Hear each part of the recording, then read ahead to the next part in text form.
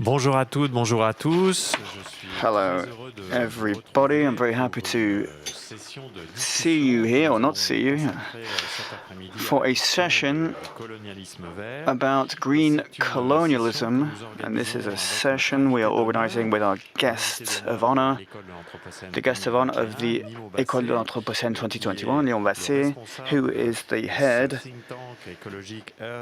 of the Health of Mother Earth Foundation think tank, and he is live from Benin City, and we designed with Nnimmo 3 discussion sessions that allow us to bring together activists, scientists and experts around topics that we believe are important when it comes to thinking about the Anthropocene.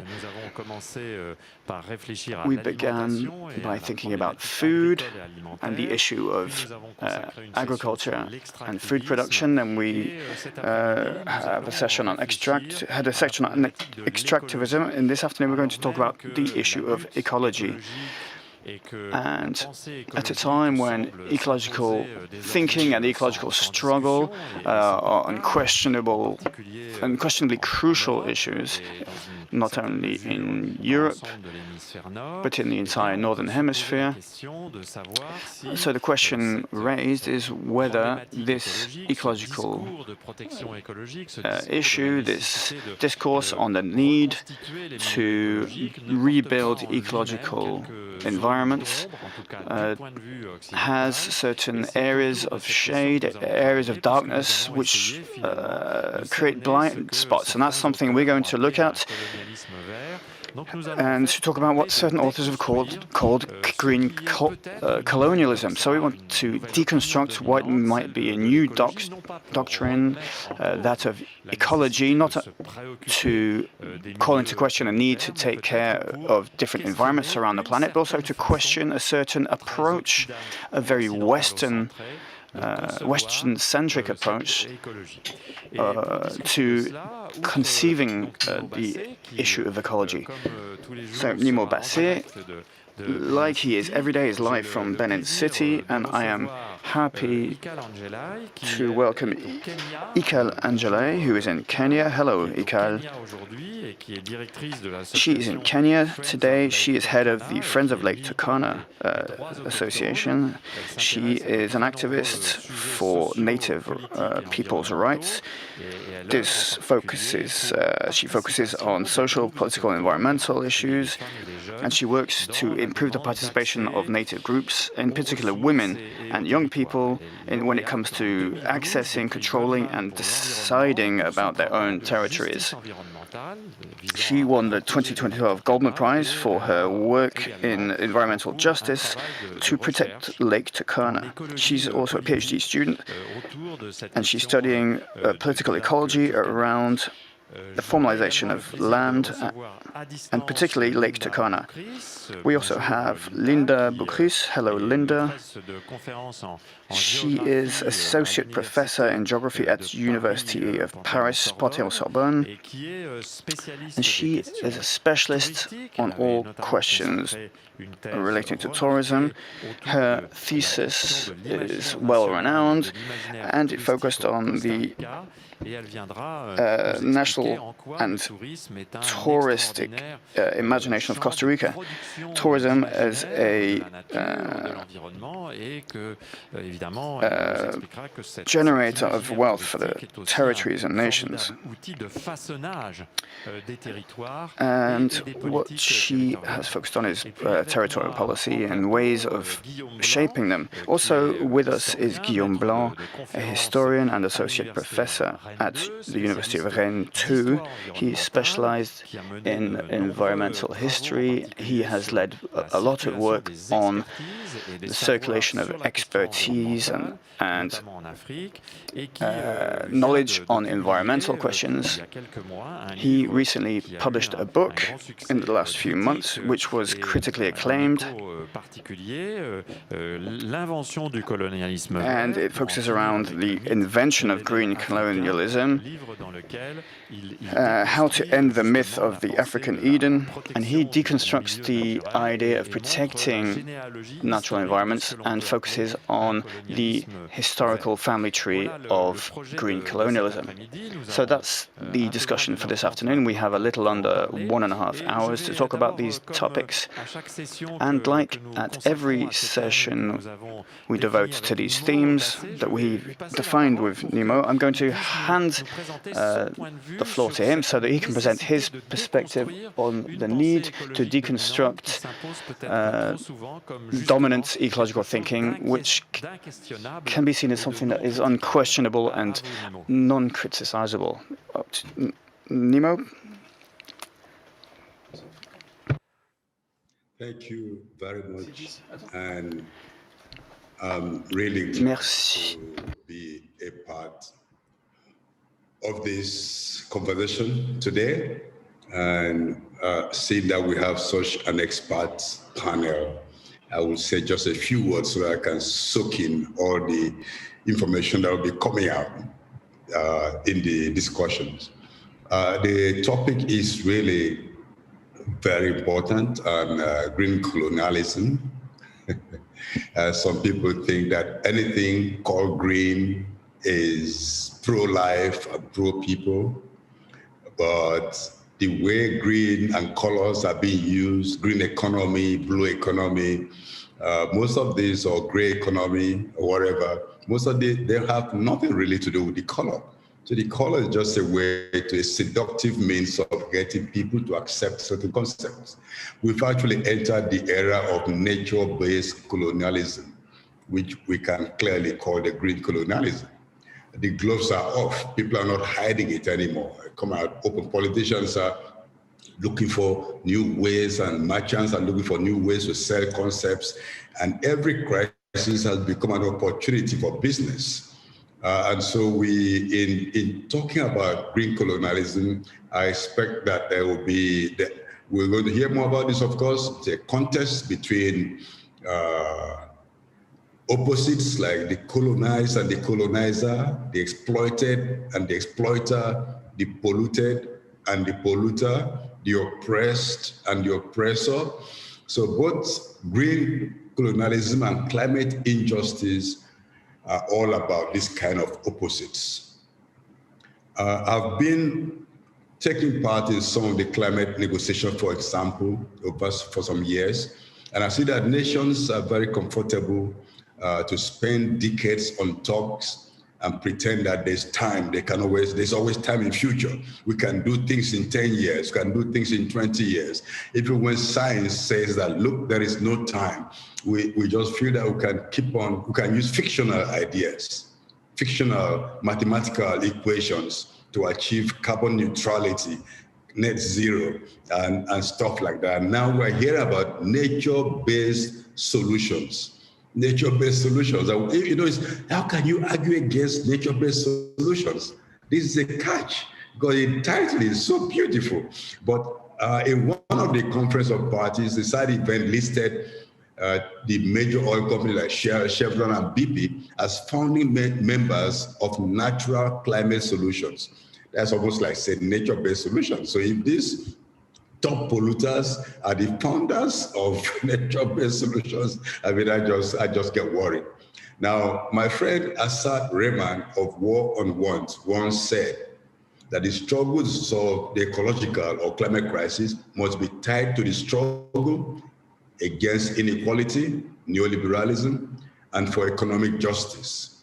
I clearly believe and agree with him. He said the solution is not as simple as greening our economies or having more electric automobiles. It cannot be about greening the global north at the expense of the global south. And this is very important. And I close my opening remarks by reminding us that the extraction of minerals like cobalt, lithium, and nickel needed for green technologies to achieve climate targets is actually weakening and destroying the socio-ecological fabric of countries like Democratic Republic of Congo, where 58% of cobalt is currently being extracted. This extraction is causing conflicts, contaminating water, soil, and air, And of course, the extraction is going on at the same time with violence, rape, and forced child labor. And all this to produce green technologies. So we really need, when we're looking at, I expect that as we look at green colonialism, we're going to talk about all this and the fact that the truth must be told. We have to accept that green is more than a color and that justice must prevail. Merci, merci Nnimmo de Thanks a lot, Nnimmo, for this introduction. So I would like to start with École, who is speaking from Kenya, because you are an activist in the most noble meaning of the word, and for years you've been faced with the complexity of these environmental issues and their connection with policies for development. We speak so often, and in a speech I heard, a speech of yours, you start with the question, development is good, but for whom is the development? What kind of development are we speaking about? Would this development deprive the autochthonous communities from the acceding to waters, lands, fish, and in your research, you want to enter in the contradiction in the development policies and environmental conservation policies, because if you don't know, Lake Turkana, that is on the border with Ethiopia, is surrounded by natural preserves. And all this environment intervenes in our conception of how to help the local communities to develop. So I'm looking forward to hearing your viewpoint on the issue that Nnimmo has just introduced. Thank you very much. Good evening, good afternoon, colleagues and comrades. This is a very timely, I think it's way overdue conversation, and I am not surprised that Nnimmo is a part of it. It's discussions that have been heard for a very long time, but in more closed rooms, thought processes that haven't sort of pushed it beyond that. I go back to that question because every time there's a discussion around development, they say, but I come from an area where we have a very high poverty levels. When you talk about 80% poverty levels, you're supposed to accept development in whichever way it is handed to you. When you're talking about high literacy levels, you're supposed to take up jobs, whether it is employment or jobs or casual labor is taken away from you in whichever form that it is handed to you. And so we constantly have to keep asking ourselves, what is development? And who defines the sort of development that we have? I have sat for a long time, and the reason I look at the land issues is because every land reform that has come into the continent has not been from the continent. If you listen to the land reforms discussion, it started from the Washington Consensus, where capital was basically pushing the agenda that until we privatize the land in Africa, the development will not happen in Africa. No investors will come to Africa. So we have to privatize land. Yet indigenous communities, local populations, farmers, rural populations have been using the land in the commons. Their ability to feed themselves before the interest and the intent of capital to come into the continent has been, we did not have a food scarcity. The moment that we started to piece up the land, privatize it, we privatized our ability to produce for ourselves. And so then now the problem we have now is food scarcity. And as Nnimmo said, every crisis prevents a business opportunity. So if you really look into the food security situation in Africa, it is there by design. It is not a default issue. The ability of Africans to feed themselves it supersedes their ability to, because most of you look at how much we export out of the continent. based on a model of development that prefers us to keep exporting. And because of the so-called food scarcity, you find the likes of Agra coming into the continent, coming to help us feed ourselves. Who's funding Agra? It's a development idea that comes from the global north and is forced down our throats. And because African states tend to look at where is the money coming from. Even if you look, they say the African countries put in some money, but it is very little in comparison to what the IFIs, the companies, the Rockefellers and the Gates Foundations bring in. But why is it that they want to deal with the food scarcity that they are part of the problem in bringing out, whether we are being told monocropping one time, the next time you're told this, there's always something that's being told in terms of our food production systems. Or now we want drought-resistant crops. But is it drought-resistant based, who's designing this drought-resistant crop that we are being asked to produce here? Again, everything is coming from the global north, from colonial masters who may have left the country physically, but are still controlling everything, the policies, the direction, even the political dynamics in terms of how our countries, take it. I remember a joke that we make within the Samburu community. A few years ago, there was tension in the Samburu area of Kenya, where the big conservancies were being attacked by local herders, pastoralists, because this is land that initially, when taken, the agreement was that every so often during the drought season, pastoralists could go in and graze. But now the conservation has moved from the wildlife conservation and ecosystem conservation to most of those conservancies are the ones who are producing the beef that is produced within this country. So pastoralists who are initially just, herding their cattle for market and do no longer have the quality of beef that is needed by the market. So who's controlling the beef sector now is the big conservancies, the Mara beefs, the Olpejetas, the big ones.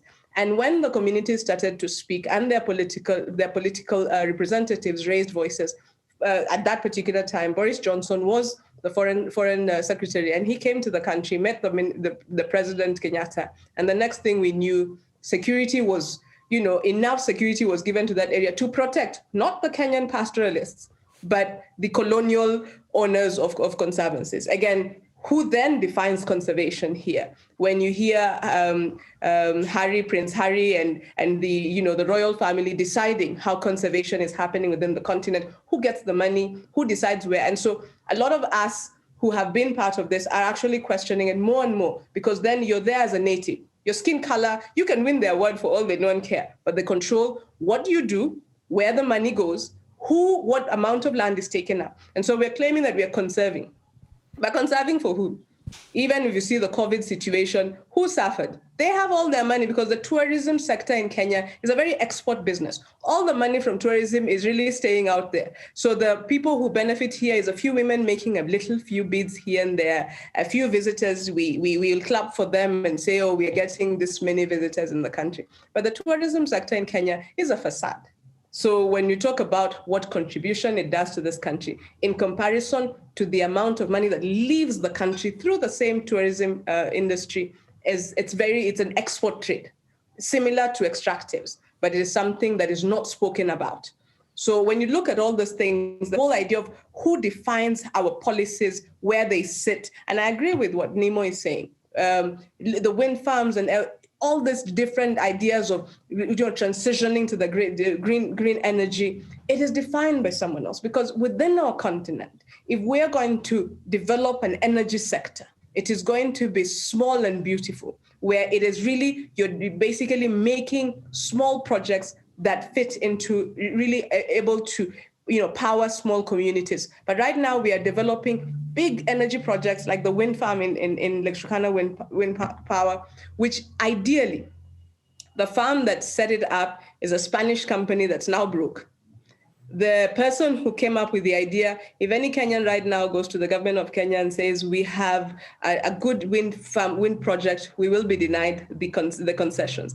Two backpackers walking around, feel a big, idea of wind, come up with the concept, the Kenyan government has given guarantee. So the two initial, people behind the wind farm had no capital, but because they were white, they had the idea, and the Kenyan government put in a guarantee. That project is funded by pension funds from Europe it is funded by the AFDB, all because of an idea. These are people now, they make money. And it's something that we are now questioning around the whole idea of red. If you really ask any African's global South government, what do they know about red? Who calculates red? The red, the whole amount we're being told this money should come into the continent. African governments just celebrate because they feel it is free money. But in actual sense, they don't know any calculation. So with the wind farm in Lake Turkana, the money is being calculated out there. The company gets a big chunk of it. The government is getting this money and they're asked what it is. And so we are now saying that the red conversation is really illicit financial flows. You find the likes of Wildlife Works going to a place in Taita Taveta, and they say, we're helping the community conserve their forest. That forest was already conserved, but they give you some miserable schools here and there, a few projects here, few people get jobs, and they now benefit because you as communities did not in any way touch your forests, but somebody saw it as a commodity. And so the commodification of natural resources, commodification of land, commodification of ecosystems is the one way that green colonialism is going to continue to be entrenched into our systems. And I like the way it is sort of thought about in terms of, political, social, economic, structural inequalities have got to be addressed. Because until we discuss labor and the cheapening of labor within the continent, within the global South, is when these forms of ideas are told, ideas around, we are investments, we'll give you jobs, but which jobs? Which jobs are these that we could not in our own ways develop and start to produce within our own continent to create our own labor? And we have to look at then the production systems. Who define the production systems? Who negotiates the labor and the value systems in which we are now being forced into? That is not traditional to us, is not indigenous, and totally ignores the indigenous systems and of coping. And so, you find all this. And sadly, right now, the NGO sector joins in this green colonialism because of the systems. Is when now the global North NGOs come in and they're funded to come in and tell us, now need to build your resilience and we can work with you to do it. But most of it is, again, funded by them. So again, it's a cycle. It is a very ferocious cycle that is continuing to eat into us. And sadly, we fall into the gap with being brought into these deals and all these nice conferences. Actually, for me, the only good thing about COVID is it's reduced the conferences that we have to go to. Because we then go in as photo ops rather than because they've paid your ticket, they're paying your hotel. So at that particular point, you go in as a good participant, because you're not so sure if you'll get back home.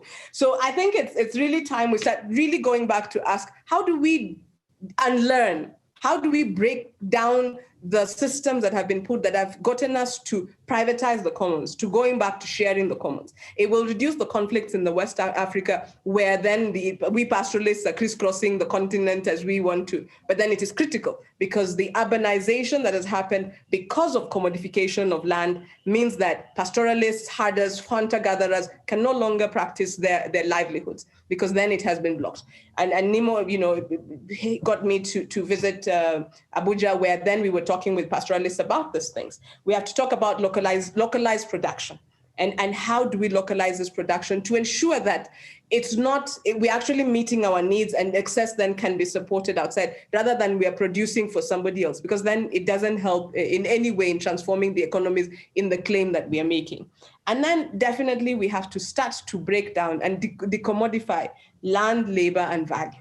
For as long as everything has got a commodity to it, then your economy, because then your economic and political and social reproduction systems are totally crashed. And I think that is going to be a very critical way for us to start to think about this way, because then when you talk about ecosystems and the ecology that we live in, it is controlled, because then you have to talk about politics and power. Because the politics and power in how we organize is critical to then be able to bring, build the movements, grassroots to national to global, and link the struggles. Because as much as we can say from the global South, the reality is there are some indigenous communities in the global North, like the Sami in Sweden and others who are struggling, who are in the same struggle. And how do we start to make those connections and build those synergies emerges, because this is the only way that we are going to be able to shake the systems as they are. Thank you very much. Merci beaucoup, Thank you very much, École Angeli, for this very impactful and clear presentation. And you've asked questions that I will now put to Guillaume Blanc, my next speaker. Because when you ask where models come from, be they development or preservation models which were imposed on Africa, when you ask who these models are good for, whose interests are they in, because why are governments so zealous in their application of these models? These questions are answered in the book by Guillaume Blanc, The Invention of Green Colonialism, in which you provide a historian's vision of the composition of this green colonialism. It's possibly also your way of answering École Angeli's plea to try and learn to unlearn certain myths and certain preconceptions and prejudices of the West. The book attempts in its own way to deconstruct this myth. That's right. I think it's the same question that Nnimmo asked, which we have just heard. The real question is systematically in terms of the protection of nature. Which world, what is protected, by whom and for whom? And when we try to answer this question,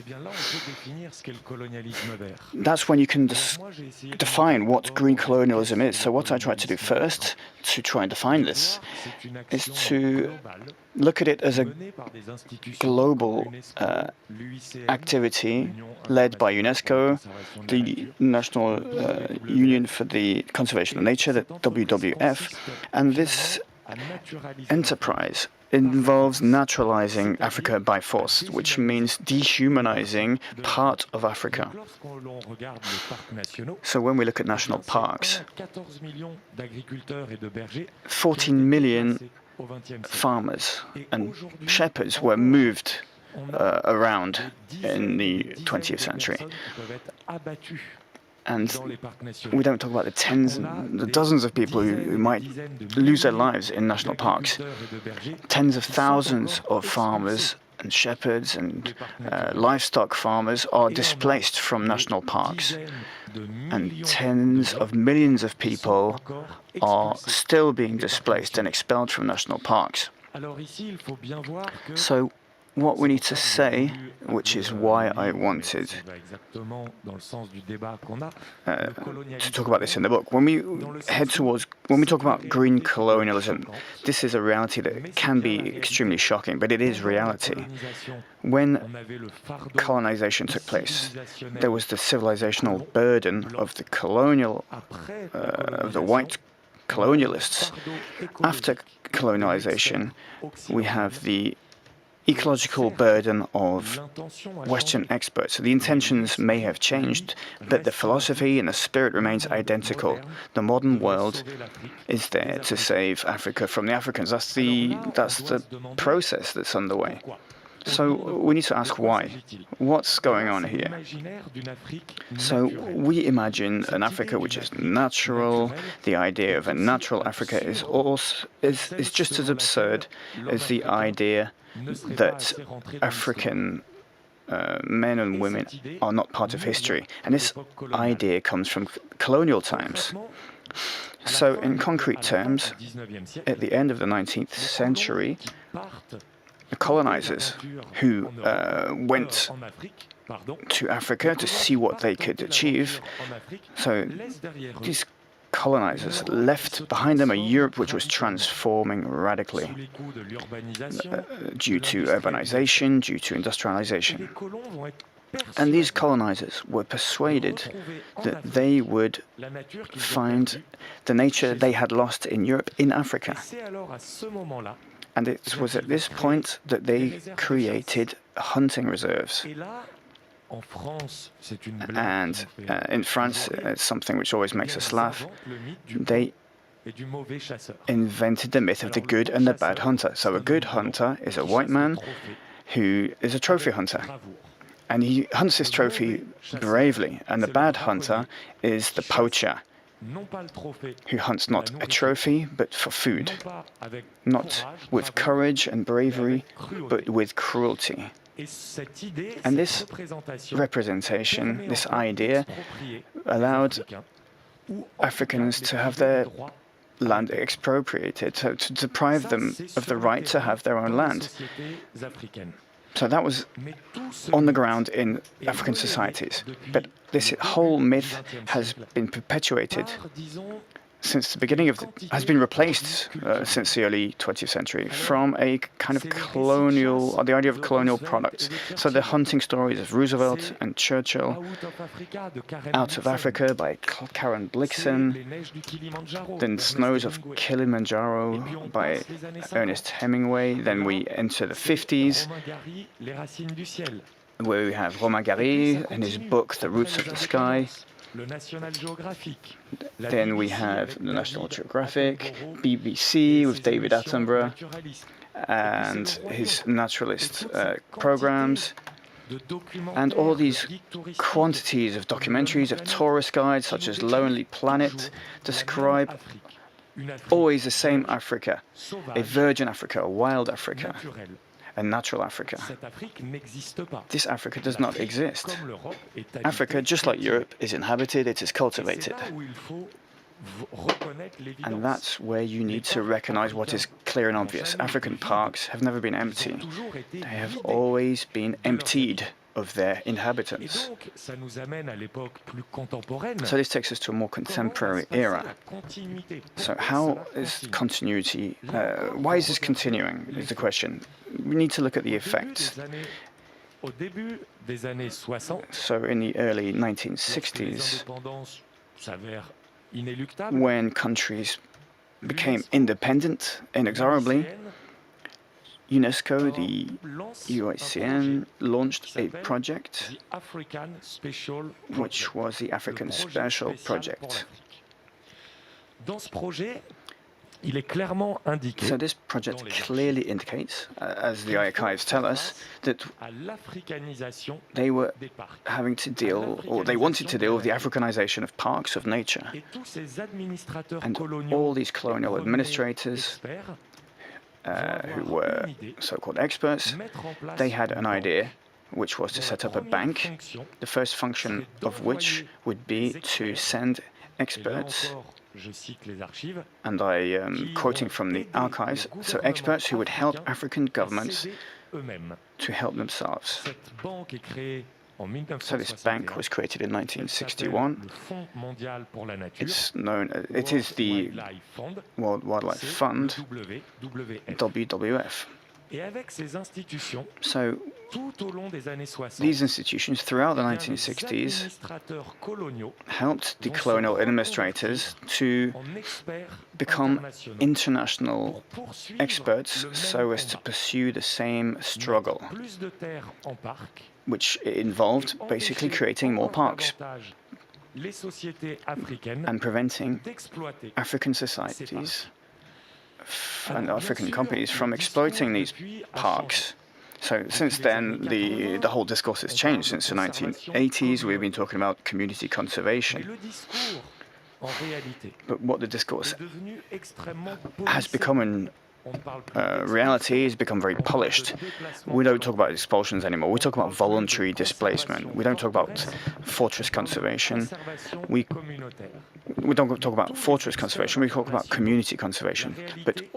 But all these international experts, the reality is that in Europe, these experts continue to promote the occupation of nature by shepherds and farmers, while in Africa, they condemn the occupation of nature by farmers and shepherds. Because while it might seem shocking, but the archives do not lie, for these international institutions, Europeans shape and adapt while Africans deteriorate and are degraded. So we're coming to a point where we can say that we have experts, we have ecological struggles. For example, Al Gore, who showed that there were real problems. Al Gore, for example, defined very closely the effects of climate change. But Al Gore was much quieter when it came to talking about the causes. In an Inconvenient Truth and Saving Planet Earth, Al Gore never says anything about Google or Apple, two of the most polluting companies on the planet. So, does that mean that Al Gore is lying? No, but the truth is that, like at the end of the 19th century, when it was about hunting reserves, today, those who destroy are those who protect. Al Gore can both contribute to the environmental and ecological crisis and also contribute to the solution. And I would conclude with a final point to talk about the consequences, which are very concrete in Africa today. Faced with this debate of green colonialism, whether it be the media or experts, they might say, yes, okay, there have been expulsions, but national parks are things that protect. And let's look at the effects in concrete terms. Who are we talking about when we talk about the millions of people who are expelled from their land? We're talking about men and women who produce their own food. We're talking about farmers and shepherds who live without electricity. Men and women who very rarely eat meat or fish. And unlike 2 billion inhabitants on the planet, they have neither smartphones or computers. So these people contribute very little to the ecological crisis. And these are the populations who are expelled or criminalized. And tourism wins the day. And this is the ecological cost of a national park. So a hiker might come with his tent, which is made with aluminium poles, so that requires bauxite extraction. They have a fleece made from petrochemicals. They have Gore-Tex jackets, which is made from Teflon. They have a smartphone to photograph nature. So that's components from China, and, raw materials from Congo. And they would have consumed half a ton of CO2 for their flight. So visiting a national park in Africa is the equivalent of destroying around the world the resources which are turned into national parks in Africa. So it's not a question of protecting nature, but one of consumption. So why are we taking this out on shepherds and farmers? It's so that we don't take it out on ourselves. In other words, the global policies on nature are a kind of smokescreen which allows us to deny the reality, which is the mass destruction of the planet. Those who destroy are also those who protect. And that is the matrix of colonialism, and of green colonialism. Thank you, Guillaume, for your presentation. You concluded by talking about tourists, and in particular a hiker who wanders around a national park to enjoy the beauty of wild nature, in inverted commas. And École Angeli mentioned tourism earlier on, and its true contribution, or supposed contribution to development. So that's a great segue to hand the floor to our final speaker, Linda Bucris, in this roundtable. She's a geographer and a specialist on tourist matters. And in particular, I was very interested in one of your articles, which was published in the journal Autre Part in 2016. So this was an article that focused on Costa Rica and the circulation of tourists around the territory in the nation. You conclude this article with these two sentences, which I am going to cite to start you off, because I think it offers a good understanding of what you want to do to do with this work. And your work analyzed the perspective on nature in Costa Rica from the perspective of tourism primarily. So, to quote, based on the reaction of imperial view of a natural environment, tropical nature, to the official recognition of a natural heritage, take into account the paradigm of bioscience and modern bioscience. This heritage allows us to identify the ways in which a rationalized nature can be rationalized.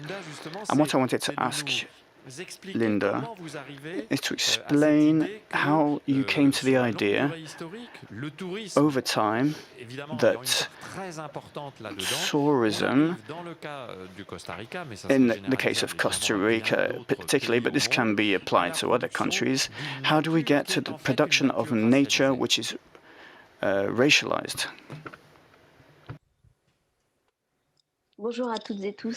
Good afternoon, everybody.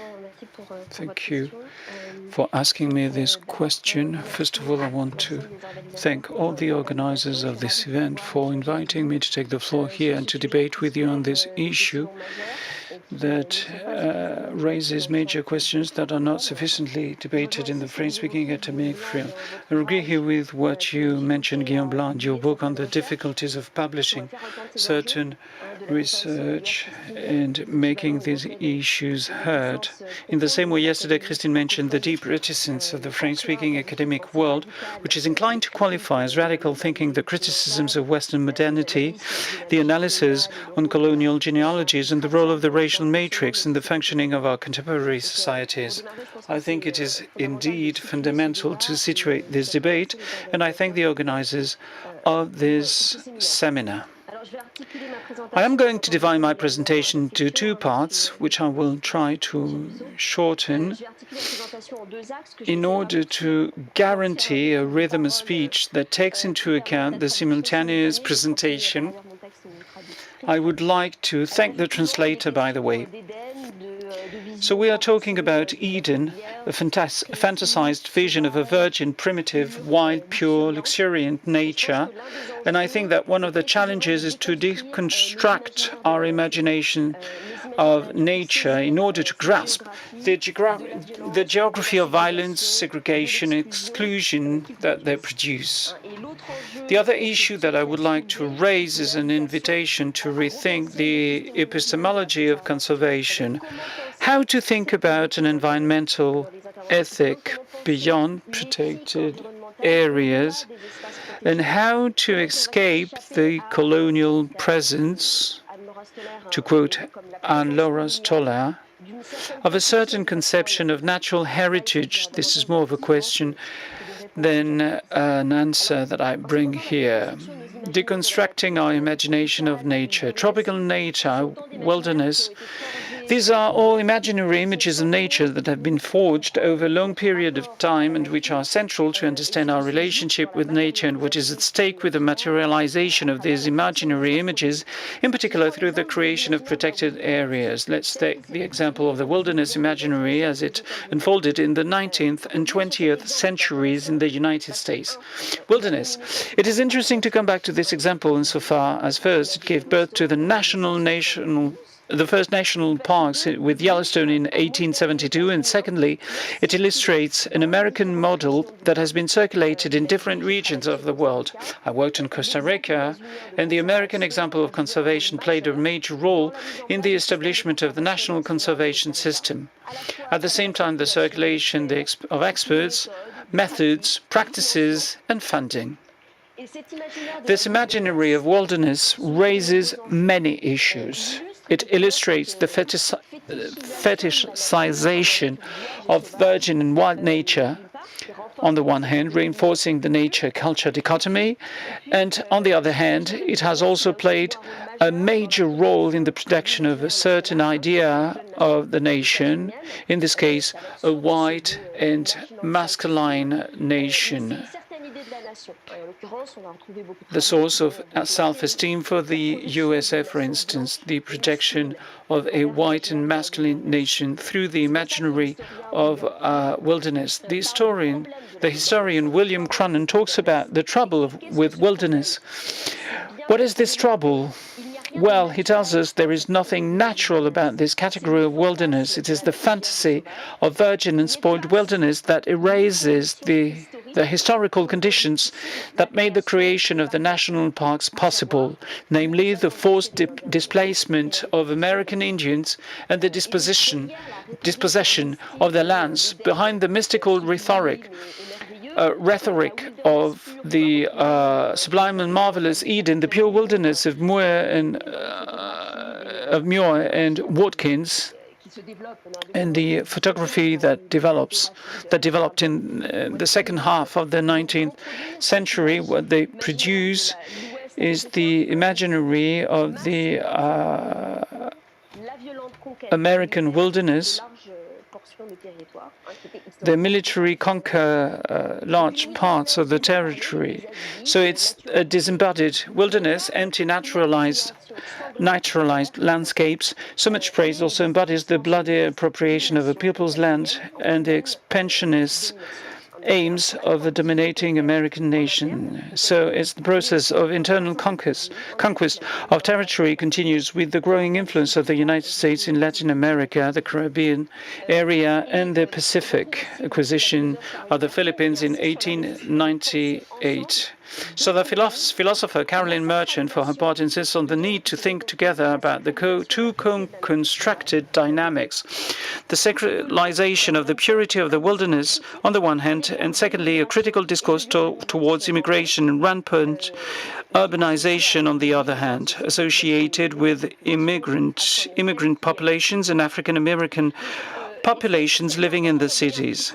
And it's important to go back to this situation. The geographer Dennis Cosgrove reminds us of the need to think about the intellectual roots of the bioecological paradigm in order to understand its implications in our present condition. This is fundamental.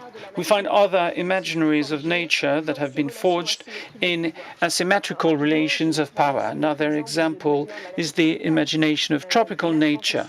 And I'm thinking in particular of the work of Mary Louise Pratt, who returns to the construction of the European imagination of tropical America based on travel stories of the 19th century. Travelers, mainly from Europe and the USA, rediscovered the continent at the time of the independence of the Spanish crown at the beginning of the 19th century and helped to associate the continent with virgin and wild nature.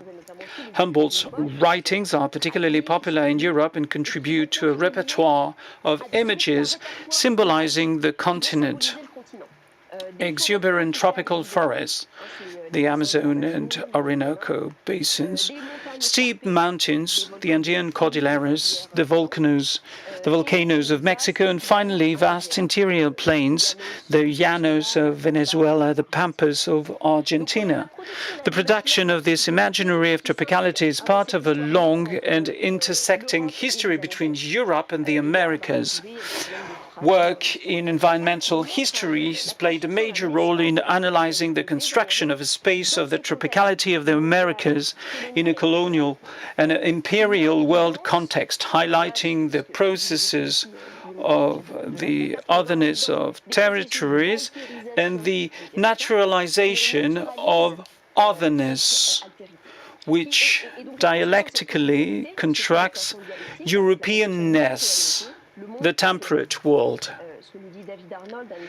The historian David Arnold thus asserts, calling a part of the globe the tropics became a Western way of defining something environmentally and culturally distinct from Europe.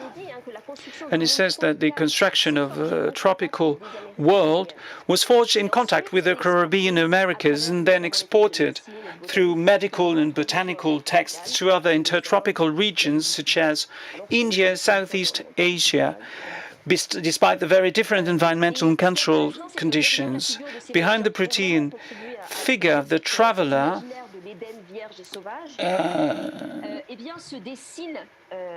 there is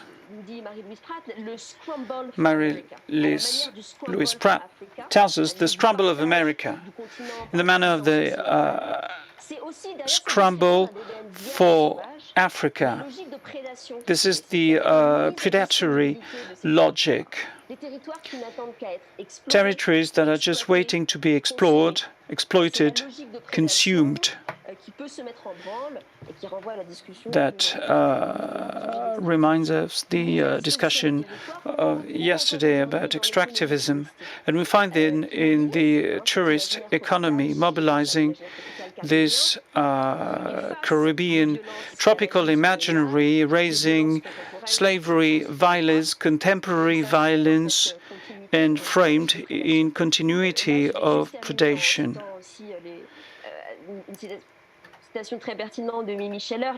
So Mimi Scheller said about this repeatedly imagined and narrated as a tropical paradise, a perpetual garden of Eden, in which visitors can indulge all their desires. Et elle dit, the Caribbean has been repeatedly imagined and narrated as a tropical paradise, in which the land, the plants, the resources, the bodies, the cultures of its inhabitants are open to be invaded, occupied, bought, moved, used, viewed, and consumed in various ways. How did it become perhaps the classic place to play in the global tourism economy? So here we can see it is important to carry out a genealogy of our imagination of nature in order to understand how it's been forged over time, how it's been circulated, how it has settled, and how it reproduces itself, particularly in the tourist economy. The aim is to grasp the invisibility of these geographies of violence, exclusion, and segregation behind the conservation of nature embodied by protected areas and the development of tourism. In these territories, there are processes of land grabbing, green grabbing, in other words. So, therefore, capital accumulation, militarization, control of populations, whose practices are standardized, and numerous socio-environmental conflicts. And there are works that discuss these issues all over the world, not only in the South, as École recalled. What this exercise of genealogy of nature's imagination tells us, and this is my conclusion, this is the second point. This is the fundamental contradiction of a conception of nature fantasized as virgin, pure, and wild, radically separated from our daily existences. Nature, thought as a fetish that is embodied in protected spaces, does not allow us to think and distracts us from our forms of engagement with the environment that are part of our daily lives. This is what William Cronon evokes when he talks about the problem with wilderness, how to rethink nature in everyday life. And I will end with these elements. How can we get out of the contradictions? The imaginary wilderness in its materialization in the national conservation system in the USA is a paradigmatic example of nature conservation rooted in naturalistic ontology. This dominant model of conservation has been contested by various actors in the field. It's important to recall the major role of indigenous movements and discussed within international institutions such as UNESCO since the 70s. And there will be new norms, new practices then, a new need for participating. And obviously, the integrative paradigm of conservation has been criticized. There are always a hierarchy of knowledge,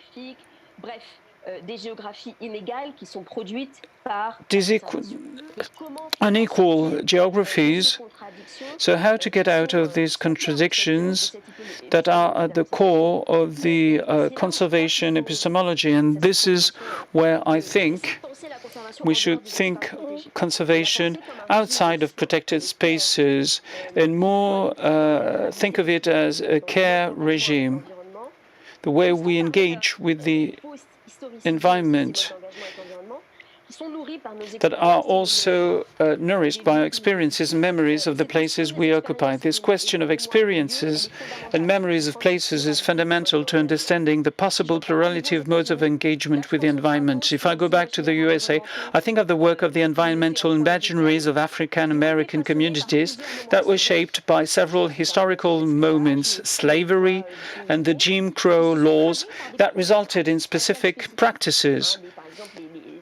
The woods were avoided, other recreational places were created, and as the geographer Caroline Finney tells us, this genealogy allows us to understand why African Americans do not frequent national parks much, but are not less environmentally conscious. It invites us to think about other practices such as fishing, vegetable gardening, etc. The intimate and daily relationship with the land, in which a relationship with the world and with others is played out, a way of engaging with living things, the care given to the land.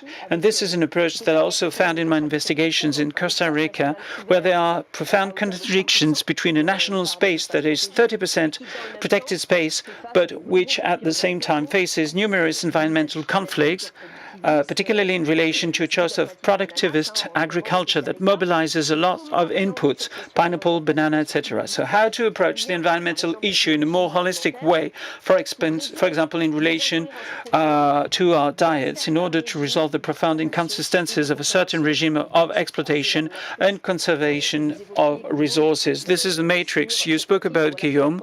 So where at the same time we protect spaces, sanctuaries, and at the same time we have an extractivist predation logic. Merci beaucoup, Linda. Thank you very much, Linda. That was a fascinating presentation. Time is running away, and I would like to go back on the discussions you have raised, and on the topic of predation, which is something which has become a standard, a rule, which is supposed to govern all aspects of life, of economic development, not just in Africa, but in other southern countries and in the marginalized spaces of the north. So, Nnimmo, this idea of predation was something we really wanted to highlight over these 3 days of discussions by thinking about the agri-food system, extractivism, and green colonialism, by putting forward the idea of this rationale of predation is what really dominates. Nnimmo Bassey. Nnimmo? Yes, thank you so much. The 3 days of discussions have had this thread running through them, and not surprising at all, because as we've looked at the issue of resource exploitation, food extractivism, and today green colonialism, it's good this came out the last day because it's crowning and tying up everything.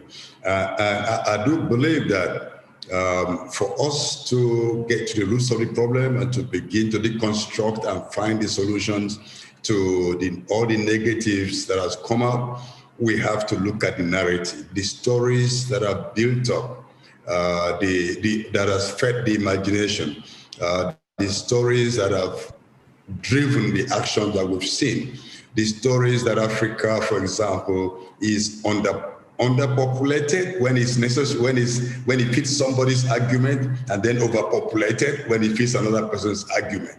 So you have people telling stories about you.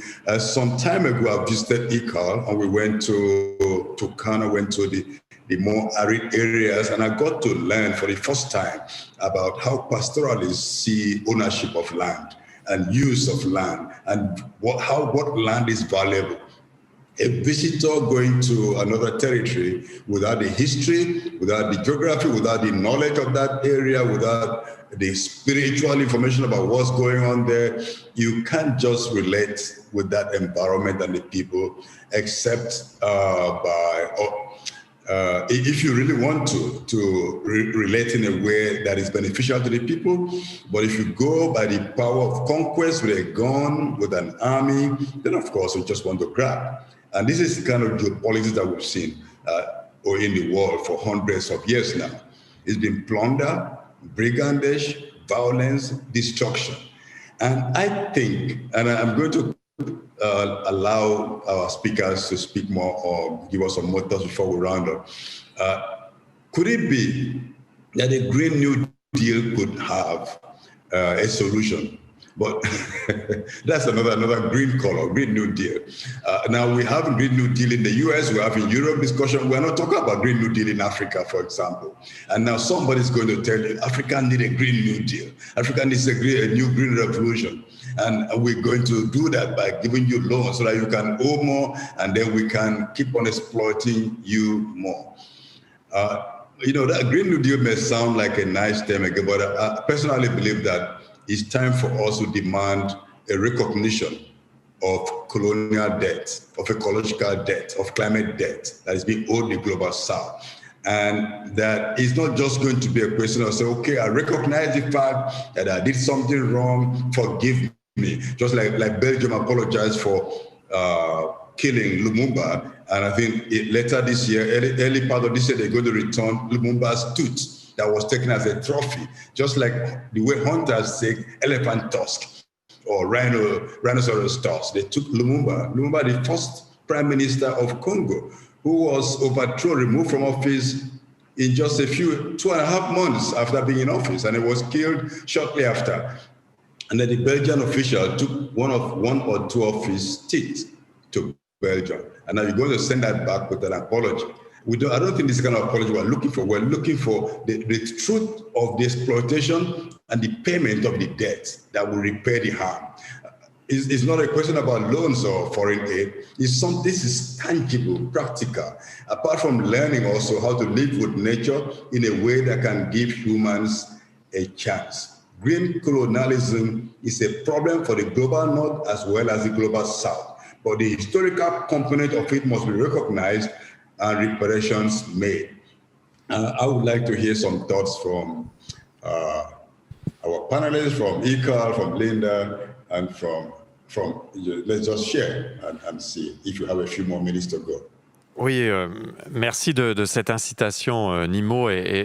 Thank you for your question, Nnimmo. École, could you give us your thoughts on what you've just heard? And in addition to this, your perspective on the proposition made by Linda Bucris earlier, which involves thinking about types of conversation in protected areas or beyond protected areas, which requires the commitment of normal everyday inhabitants to ensure this conservation, which would no longer be achieved through the imposition of standards and norms. What do you think of this, École? So I'll start with Linda's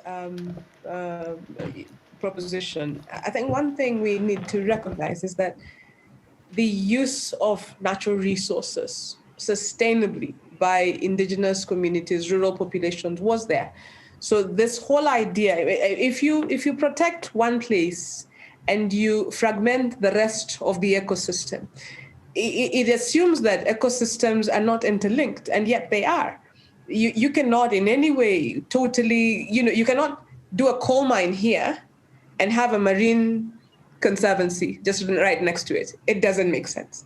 It assumes that this land is not in any way connected to the marine biology that it supports. So we have got to think conservation outside picking few places. You cannot say let's plant trees in place X and cut all the trees in the next village and assume that we are doing what. So I think there's got to be, this whole idea of picking places, it's like selecting. It's really like going to a gym and saying, I just want to work out my tummy.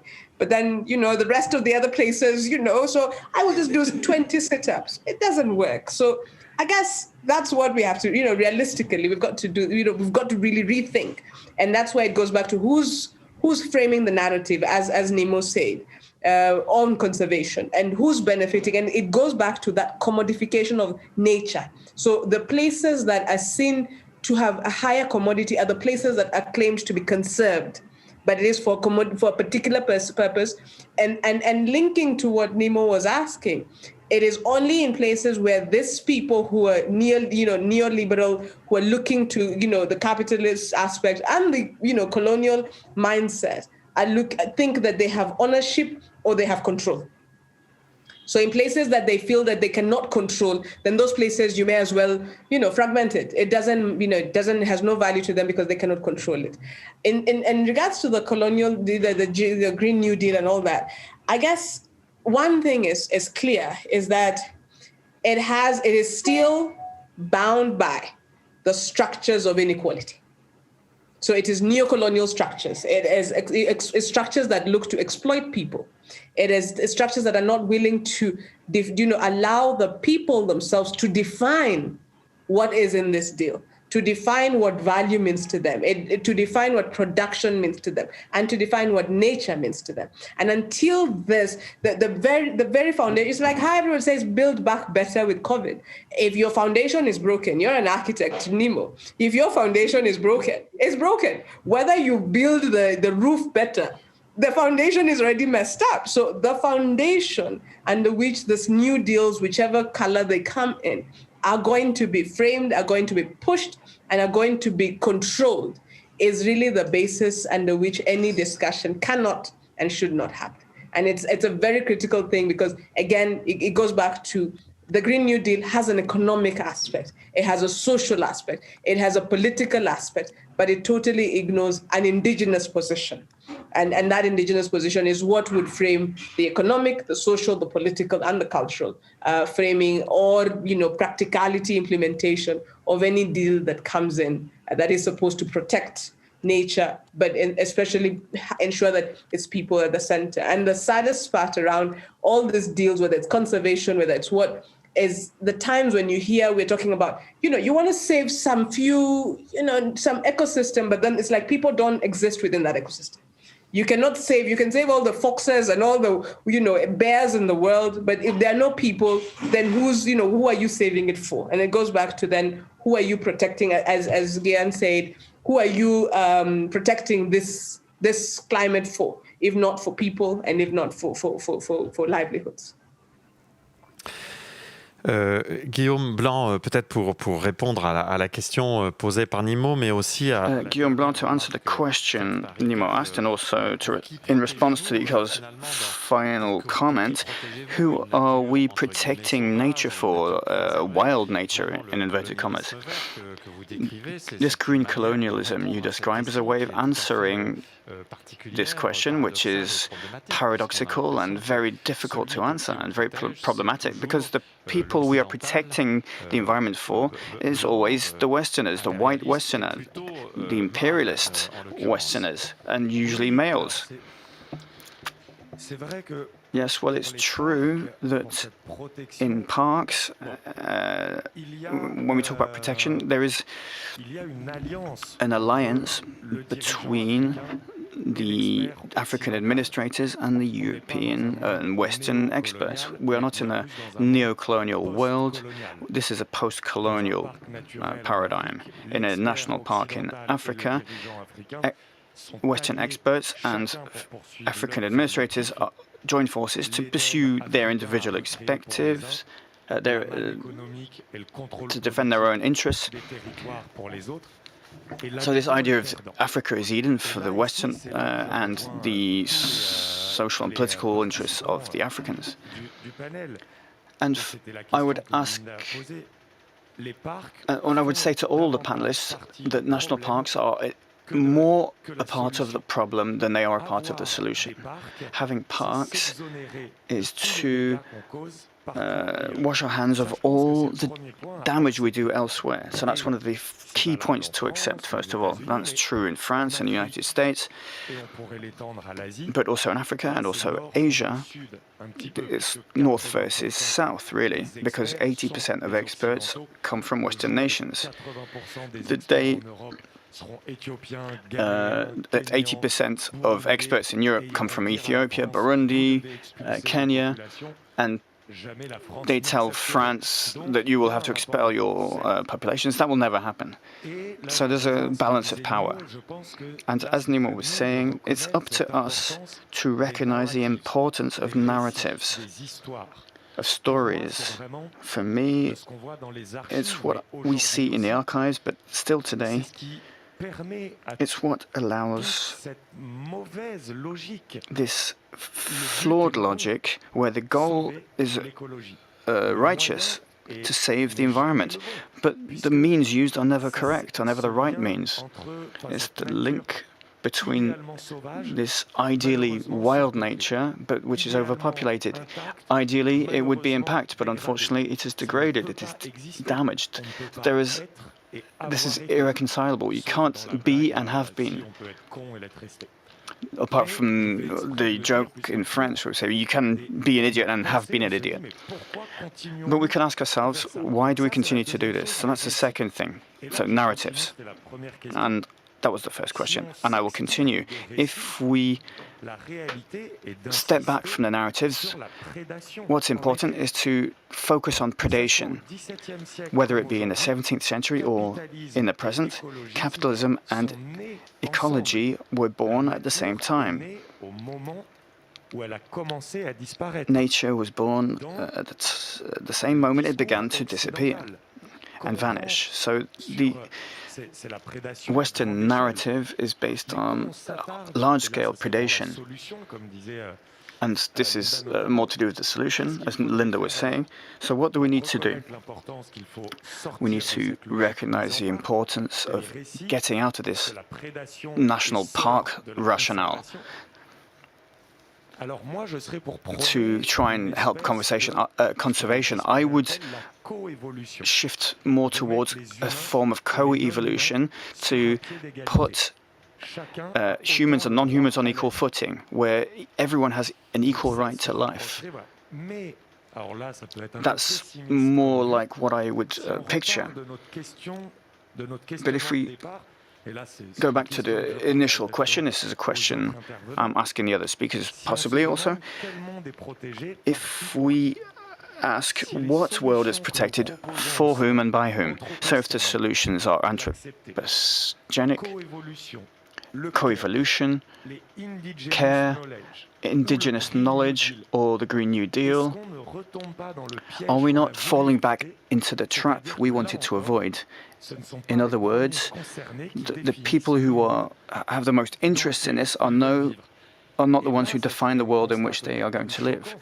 And that's what's most astonishing. If we want to stop the destruction of the planet, we have seen that we can all lock down for months and months all around the world.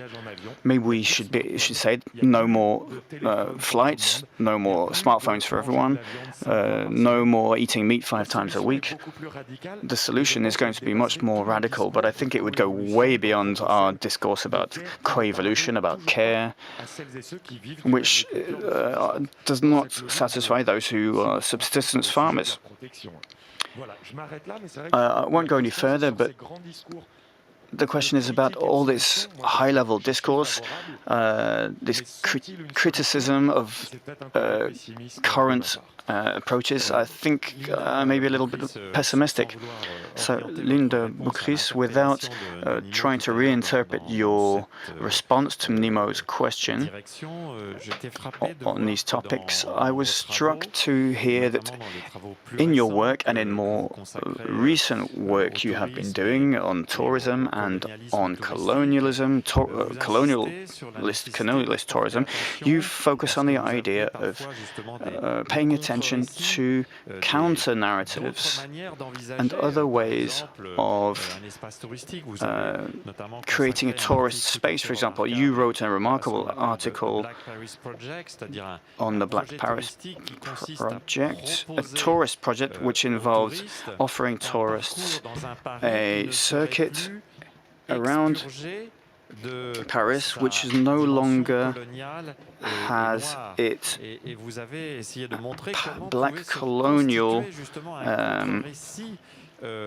black and colonial aspects. So how would you create a counter-narrative which is effective and within the scope of the issue we're talking about today? We should not try to have too many counter-narratives, multiply the counter-narratives of exploitation and predation. Could it be a perspective that we could consider? Thanks a lot for this very interesting question that already brings in itself the elements of answer, and I'm looking forward to hearing Nnimmo and École and Guillaume. So I was asking a question, not giving an answer, was just underlining the need to get out of the protected space approach. And the point would be to reinvent the imaginaries. But they already exist. Beside a dominant imaginary, there are other ones in the gaps, where there is a narrative in resistance, autonomous narrative, and maybe in these scattered imaginaries there are other ways of grasping our environments. And this is what École said when she spoke about alliances. We shouldn't think of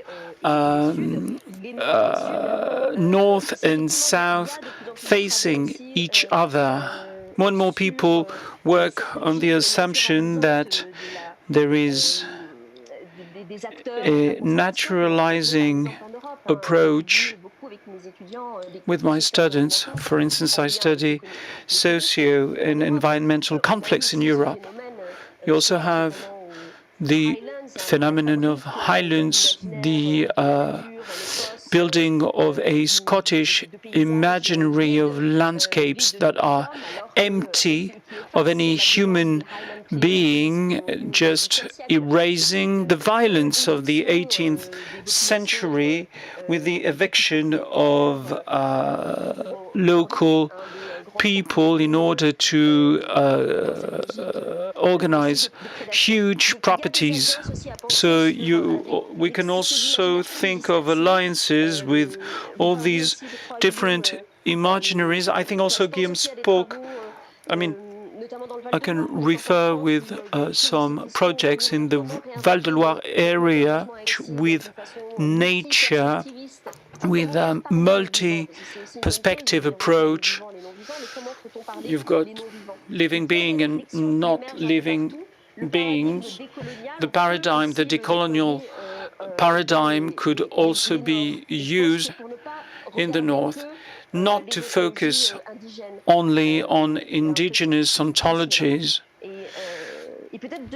And maybe second point I would like to go back to is the issue of tourism that you've already dealt with this week. We shouldn't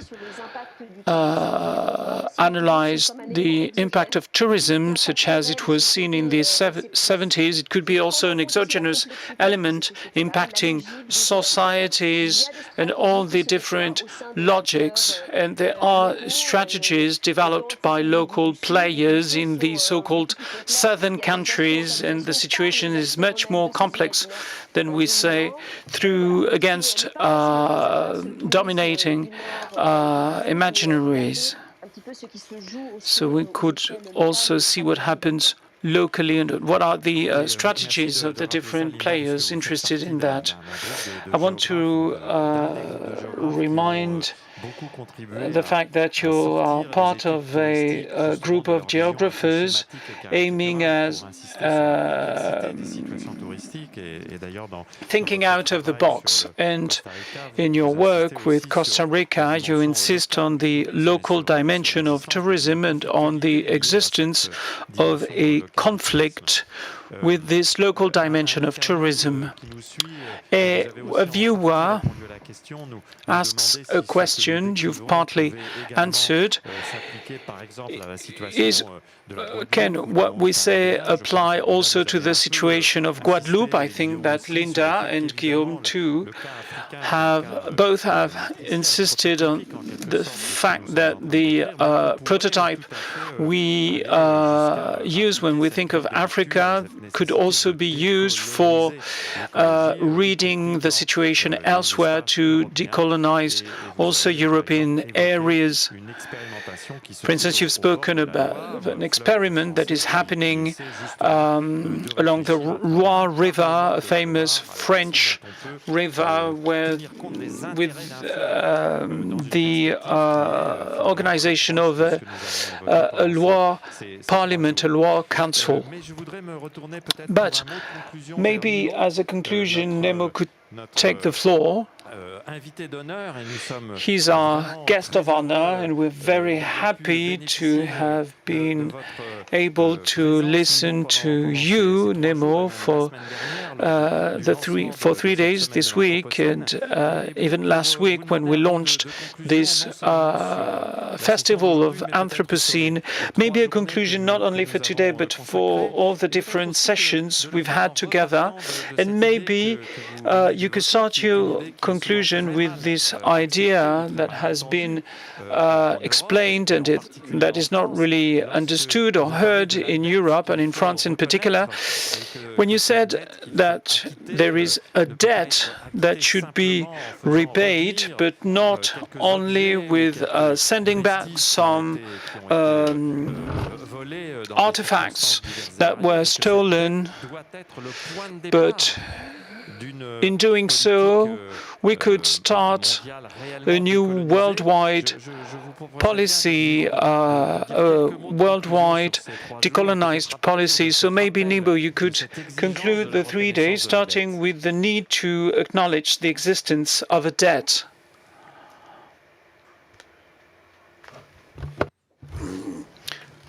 Ça va? Ça va? Thank you so much for giving me this space to say a few words as we round up this incredible 3 days of conversations. It's been a big privilege, not just for me, but for my organization, Health of Mother Earth Foundation, to collaborate with the Urban School in Lyon and all the participants, very great comrades from around the world who have contributed to the conversations on the roots of resource exploitation, look at the food issue, the extractivism issue, and today looking at green colonialism. Yesterday, there were very interesting, provocative discussions about plantations and extractivisms as being the same sides of the coin. And today we are seeing also over the years, we've seen colonized territories or former colonies as sacrifice zones for exploitation without any level of accountability. And this kind of exploitation has been through plantation colonialism, by getting farmers from, instead of growing crops for food, they were now doing cash cropping. That's where the commodification of foods came into play. People were growing things for export. At the same time, all the mining and extractive activities were also for export. But now, in these neo-colonial days, because colonialism is still alive, in these neo-colonial days of neoliberalism and all forms of oppression, we're having a system where the former colonies, broadly speaking, are now territories for carbon offsets And so the colonization of nature, the green colonialism really is very evident in climate change equations and conversations. Because for anyone in Europe or North America or some parts somewhere else, continue to pump carbon into the atmosphere, continue to pollute, continue to consume more than is necessary and wasting as much as possible. And then you pay for carbon in trees in Kenya or Uganda or Mozambique or in Brazil or somewhere else. This is very blatant green colonialism. You keep on polluting, and yet you displace communities from forests, from their land. They cannot grow crops. They must grow carbon instead. They cannot feed themselves. They have to feed somebody's machine somewhere else. There's no worse way no clearer way to understand green colonialism. It's still the same. The extractivist mode. Slavery was colonialism, was extractivism, extracted labor from certain territories to go to plantations. And without that labor being appropriated, the plantations could not function. And today it's still the same thing. Industrial agriculture is still about the same model of extractivist plantation agriculture or of transforming nature for capital. And so I believe that in these 3 days, we've looked at how to regain these spaces. And I like it when Blanc said that there was never, I made a note of it, African parks have never been empty, but have been emptied of their inhabitants. And that is just the truth for trophy hunters. And these conversations have really given us very good moments to reflect on these broad topics so that we can collectively think about how to regain our mind, because the world we've lost our mind as a collective. Now we have to regain our memory.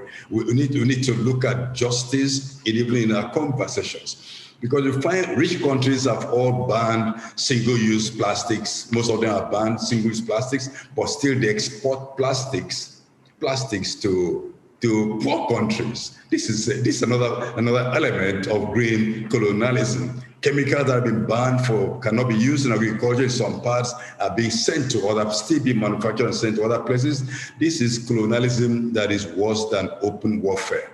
And of course, we see that to extract certain commodities like crude oil, like gold and the rest, war is being waged against countries. So it's the whole colonial imperial system going on in the world.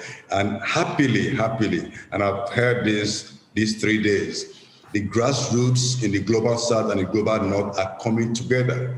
But for the pandemic, by now there should have been a very mass movement across the world, really shaking the system, because the time has come for the good people of the north and the south to join hands together to tell the few who has given humanity a bad name, the transnational corporations and the drivers of these corporations, to account for their colonial and neo-colonial crimes. And so I'm hoping that next year we have another opportunity of collaborating, and that even before then we can all get back together to have conversations of this nature. Thank you so very much. Merci Nnimmo. Merci beaucoup. Ça a été notre. Thanks a lot, Nnimmo. That was a huge privilege for us to have you as a guest of honor in the School of Anthropocene. And of course, we will go on working on these issues. It's just the beginning, whether it is in Lyon or in Benin City or elsewhere in the world. I want to thank Linda, École, and Guillaume for participating in this last debate. And within a few minutes, the program of the School of Anthropocene will go on with a performance live from Barcelona. Thanks a lot, everybody.